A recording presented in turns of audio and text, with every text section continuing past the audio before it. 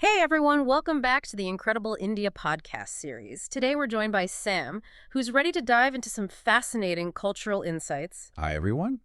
and Taylor, our expert guide for connecting the dots. Great to be here. We're about to embark on quite a deep dive today into the truly mesmerizing world of Indian classical music. And this isn't just, a collection of beautiful sounds. It's really a living tradition. Absolutely. A heritage stretching back centuries. Exactly. Deeply intertwined with history, spirituality, and, well, profound artistic expression. So our mission today is to sort of unravel the two main traditions, Hindustani from the north and Carnatic from the south. We want to help you understand their unique magic, maybe feel their shared essence. Yeah, and perhaps spark a curiosity that resonates long after we finish talking. Right. Think of it as a journey maybe from the vibrant streets of Delhi where you might hear a sitar. Feels like an ancient whisper sometimes. All the way down to the serene Chennai shores where, the hum of a veena tells these devotional tales. It's a beautiful contrast. So yeah, this deep dive isn't just about listening. It's about trying to get a richer understanding of this continuously evolving, living musical heritage. Okay, so let's begin our journey in the north with Hindustani classical music. Sounds good. This tradition is often described as, well, a beautiful fusion. Ancient Vedic chants meet these rich Persian influences that swept across India, particularly during the medieval era. How did those distinct elements really come together? What kind of sound did that create? Well, what's fascinating is precisely that blend. Hindustani music's origins lie in those spiritual chants of the Vedas, which were incredibly structured, very potent. Okay. But then during the Mughal era, Persian and Islamic influences brought in new melodic ideas, different rhythmic sensibilities. And that led to this really unique synthesis. It created a tradition that really thrives on improvisation and emotional depth. It's almost like a conversation unfolding in real time. A conversation. I like that. Yeah. And at its core are ragas. You should think of them not just as scales, but more like living musical personalities. Personalities, okay. Yeah, melodic blueprints with their own specific rules for how notes move, how they interact. Each raga is crafted to evoke a particular mood or a specific emotion, sometimes even a time of day or a season. Right. So, give me an example. Sure. A raga like Yaman, for instance. Yeah. That might be played for a serene evening. Its ascending notes kind of mirror the soft glow of a sunset, bringing this sense of peace, contemplation. Ah, okay. But then, in contrast, you have Raga Bhairav. That just bursts forth with the energy of dawn, Yeah. full of vibrant possibility. Wow, that's quite specific. It is. And guiding all of this, underneath the melody, you have the tala. That's the intricate rhythmic cycle. It provides this complex mathematical framework for the whole musical journey. That concept of a raga as a living musical personality really makes it come alive. And speaking of those captivating rhythms and expressive melodies, what instruments are typically, at the heart of Hindustani music, bringing those talas and ragas to life? Yeah, the instrumentation is absolutely key to its character. The tabla, that iconic pair of hand drums. Oh, yeah. Everyone knows the tabla. Right. It's arguably the most recognizable, capable of both, thunderous power and incredibly delicate, intricate patterns. It's truly a percussive marvel. Then there's the sarangi. That's a bowed string instrument, and it's famous for its almost uncanny ability to mimic the nuances of the human voice. It can express such profound emotion. Wow, like a voice. Exactly. And of course, the sitar, with its resonant, sympathetic strings, it's become this global ambassador for Hindustani music, known for that shimmering, complex sound. The idea is an instrument mimicking the human voice, or a raga unfolding like a narrative. It speaks to that improvisational spirit you mentioned. How much freedom does an artist really have within these sort of defined frameworks? And what makes that improvisation so captivating for someone listening? Well, that freedom is really what gives Hindustani music its magic and its profound connection with the audience. Okay. So while the raga provides a pretty strict melodic roadmap and the tala gives that rhythmic cycle, the artist has immense creative license to explore within that. Right. They begin with the alab. That's a slow, unmetered, very contemplative introduction. The musician gradually reveals the raga's character, note by note, phrase by phrase, building this emotional landscape. Totally building it up. Exactly. Then it progresses through sections like the jor and shala. The tempo increases, the rhythmic complexity builds. culminating in this dazzling, often frenzied climax. So it's a journey. It's an intellectual and emotional journey, yeah. Yeah. A spontaneous conversation between the artists and the raga. Every single performance is unique. That's amazing. And as a listener, you witness the creation of beauty in real time, which fosters this deep, almost meditative engagement. It sounds like a truly immersive experience, witnessing that spontaneous creation. And this tradition has certainly given us some, well, legendary artists, people who've not only mastered this art, but have also introduced Hindustani music to global stages. Definitely. You think of Pandit Ravi Shankar, who basically brought the sitar to the Western world, didn't he? Captivating audiences everywhere. A true pioneer. And Ustad Zakir Hussain. His tabla rhythms, they've graced international concerts, making complex percussion seem so accessible and exciting. Incredible performer. Yeah. And there's also Ustad Bismillah Khan, his soulful shinai. Those wails could evoke images of grand royal processions. He even earned India's highest civilian award for his artistry. The sound of the shinai is unforgettable. Their contributions really shaped how the world perceives this music. So if you're curious about experiencing Hindustani music firsthand, what does that journey look like for you, the listener? Well, you could consider attending a Baithak. A Baithak. Yeah, it's an intimate gathering, maybe in Varanasi, with the Ganges reflecting lantern lights while a maestro unfolds a raga. That's magical. They're often smaller, more personal concerts. The connection between artist and audience is really palpable. Right. Or maybe even a private session with a guru. You could learn basic ragas on a rented sitar, actually feel the strings vibrate under your fingers. Wow, that's hands-on. These experiences aren't just about listening. They're an immersion into a heritage that offers this profound path to inner peace amid life's constant demands, connecting you to centuries of wisdom. So that's the fluid improvisational world of Hindustani. But from the grandeur of, say, Mughal courts, we now turn south. How does Carnatic classical music, often seen as this devotional powerhouse, offer a different kind of experience? When did it really emerge, and what are its core influences? Right. So Carnatic music, while it shares ancient roots with Hindustani, it really developed its distinct identity around the 15th and 16th centuries. Okay, a bit later then. Yeah, a bit. Its emergence was deeply rooted in the Bhakti movement. That was a spiritual wave emphasizing devotional love, a personal connection with the divine.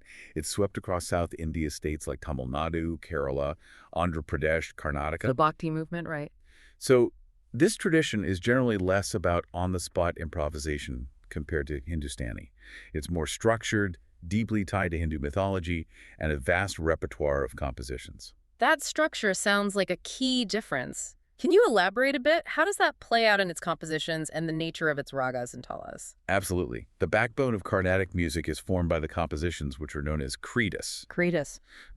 Primarily by the revered trinity of composers, Tyagaraja, Muthuswami Dikshitar, and Syama Sastri. Their kritas are sung in languages like Telugu, Sanskrit, or Tamil, and they're considered masterpieces. They embody specific ragas and talas with incredible precision. So very composed. Very. And Carnatic ragas, they're built upon this incredibly precise and logical system. There are 72 Melakarta parent scales. Yeah, it's a deep structure. It allows for this astonishing richness and variety in melodies, creating sonic landscapes far more intricate than, say, what many Western systems explore. And its rhythmic cycles, the talas, they're like intricate mathematical puzzles. Take the 7-beat Mishra Chapu, for instance. Okay. Its complexity demands immense skill from the percussionist. It results in this rhythm that's both intellectually stimulating and just incredibly engaging to listen to. The emphasis here is really on precision, intricate ornamentation, and the flawless rendition of these complex pre-composed works. That precision sounds incredibly demanding. Does that mean there's less room for individual interpretation compared to Hindustani? Also, what are some of the defining melodic elements and instruments that give Carnatic music its unique sound? That's an insightful question. While it is more structured, there's still ample room for improvisation, actually. But it's often within the composition's framework, especially in sections called Niraval and Swara Kalpana. It's a different kind of freedom, maybe. One that explores the depth of a specific composition rather than building a raga almost from scratch like in Hindustani. I see. And the defining element. Right. A signature of Carnatic music are the gamakas. Gamakas. These aren't just individual notes. It's more about the way notes are approached, sustained, and left. Through these graceful glides, tremors, oscillations. So the notes kind of dance. Exactly. That's a great way to put it. It gives the music its fluid, dancing quality and that deep emotional expression. Without gamakas, honestly, Carnatic music would lose its very soul. Wow. As for instruments, the veena, a plucked lute, is central. It's often associated with the goddess Saraswati, symbolizing knowledge in the arts. The violin, though Western in origin, has been brilliantly adapted by Carnatic maestros. It often mirrors the vocal melody with remarkable agility. Interesting about the violin. Yeah. And of course, the mridangam. That's the barrel-shaped drum. It provides the intricate rhythmic foundation, executing those mathematically complex talas with stunning virtuosity. The idea of gamakas making notes dance really paints a picture. And just like in the North, the South has given us incredible artists whose renditions have defined and popularized Carnatic music. Sure. You think of M.S. Subbulakshmi, her legendary performance of Maithram Pajata at the United Nations, promoting world peace. That just exemplified the profound power of this music to transcend boundaries. An iconic moment, absolutely. And there's Semangudi Srinivasa Iyer, known for his impeccable, precise renditions that captivated audiences, really set a benchmark for vocalists. The true master of the form. Their artistry has just made Carnatic music resonate with millions. So, for you, the listener, how can you experience this vibrant world of Carnatic music? Well, you could picture yourself in a Chennai Sabha that's a concert hall during the famous Margazi season, Which is what? December and January. It's essentially the world's largest cultural festival. You're just immersed in sound. Hearing a vocalist unleash a kriti that builds to this absolutely thrilling crescendo, often with lots of enthusiastic applause. Sounds intense. They can be. Or consider attending the Thaigaraja Aradhana in Thiruvayaru. That's a truly spectacular riverbank gathering. Thousands of musicians singing in unison by the Kaveri River. It's a deeply moving spiritual experience. Thousands. Wow. Yeah. Or you might find yourself in an intimate kutri in a heritage home, sipping filter coffee between sets, maybe even chatting with the artists. Oh, that sounds lovely. You might even join a beginner's vocal workshop. It's a whole sensory journey, really. Complete with the fragrance of jasmine garlands and those unexpected niraval, those beautiful spontaneous improvisations where artists explore just a single line of a composition, making each performance uniquely memorable. Okay, so we have these two incredible traditions. If we try to connect these threads, despite their distinct flavors, what truly binds both Hindustani and Carnatic music? What makes them so irresistible? Well, I think it's their shared essence. Really, a profound quest for the divine through sound. That's at the heart of both. The divine through sound. Yeah. Both traditions draw from the Natya Shastra, which is this ancient treatise on performing arts that points to their deep common roots. Right. And crucially, both uphold the Guru Shishya Parampara. That's the revered teacher-disciple tradition. It ensures this rich, complex knowledge is passed down from master to student with utmost authenticity, reverence, and a deep personal connection. So it's a living chain. Exactly. Yeah. Stretching back centuries. This continuity is absolutely vital to their enduring power. That concept of a shared spiritual quest through sound is incredibly powerful. And while they share this deep core, their spicy differences, as you might call them, are what make exploring them so fascinating. Definitely. You have Hindustani's fluid, exploratory, improvisational style. It feels like a river charting its own course, constantly discovering new paths. Very organic. Whereas Carnatic offers that more precise, composition-driven approach, almost like an intricately designed temple where every element is meticulously placed for maximum impact and devotion. That's a great analogy. And you can also hear how northern influences like Sufi qawwalis and ghazals have subtly blended into Hindustani over time. Right. While southern forms are often deeply incorporated into temple rituals, directly reflecting those strong devotional roots we talked about. The context shapes the music. And what's truly exciting is that this isn't static music stuck in the past. It continues to evolve. Absolutely. We're seeing fascinating modern fusions, contemporary artists like T.M. Krishna in Carnatic. Pushing boundaries. And Shubha Mudgal in Hindustani. They're experimenting, creating these crossovers that sometimes echo ambient or even minimalist genres. It shows how these ancient forms continue to find new expressions and resonate with modern audiences without losing their core identity. It's a vibrant, living art form. Absolutely. Totally. But the real magic, though, I think it truly unfolds in live performances. You think so? Definitely. It's just such an immersive experience where the audience's appreciative murmurs those wah-wahs you hear? Yeah, the wah-wah. They aren't just polite applause. They become an integral part of the symphony. It reflects this deep communal understanding and appreciation for the artist's spontaneous creation. Whether it's an informal setting under a banyan tree or a hushed Baithak or a grand ornate auditorium, the music transcends mere sound. It really becomes a form of meditation. Meditation through music. Yeah. And this raises an important question, actually. Ancient wisdom suggests that ragas are aligned with chakras, promoting healing and well-being. Is there more to this than just, ancient belief? That's a profound thought. And you know what? It's not just ancient wisdom anymore. Science is actually starting to back this up. Really? How so? Well, studies are indicating that listening to Indian classical music can indeed reduce stress. It offers physiological and psychological benefits that are akin to mindfulness practices. Wow, that's fast. Isn't it? It's amazing how these age-old traditions are finding validation in modern research. It really highlights their therapeutic potential in our, well, pretty fast-paced world. A powerful reminder. Music isn't just entertainment. Exactly. It can be medicine for the soul. So if you're feeling inspired by all this and want to experience it firsthand, India hosts some incredible festivals, truly bucket list-worthy stuff. For Hindustani music, you've got the Sawai Gandharva Bhimsen Festival in Pune. That's every December. It features these marathon sessions under starry skies with absolute legends sharing the stage. It's an absolute treat. Sounds incredible.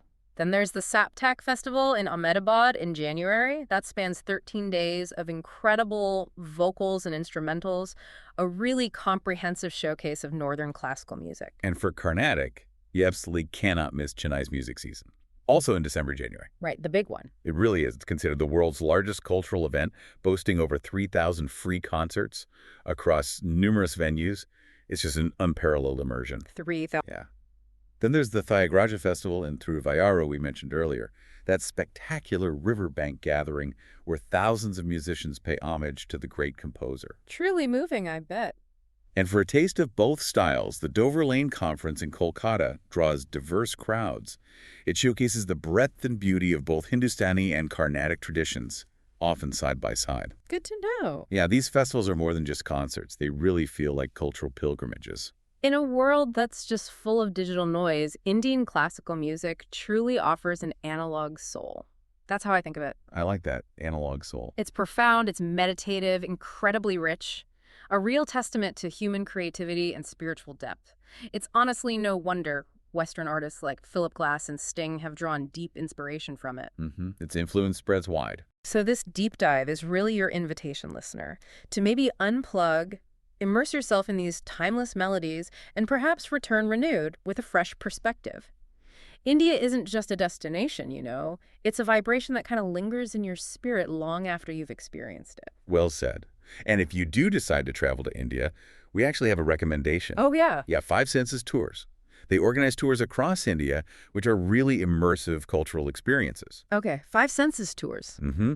They craft these bespoke journeys like their Melody Trail, which can take you from Delhi to Chennai, with stops in Varanasi for Ganga artists sing to music, or Mysore for incredible palace concerts. Wow, that sounds tailored. It is. They also arrange private guru sessions, VIP festival access, even artist meet and greets sometimes. Great. How can people find them? You can email contact@fivesensestours.com. And note that's 5 foot as the numeral in the email address. Got it. Contact@fivesensestours.com. Or you can reach them on WhatsApp at +919-845677446. Perfect. Thanks for that. Namaste, and see you on the subcontinent.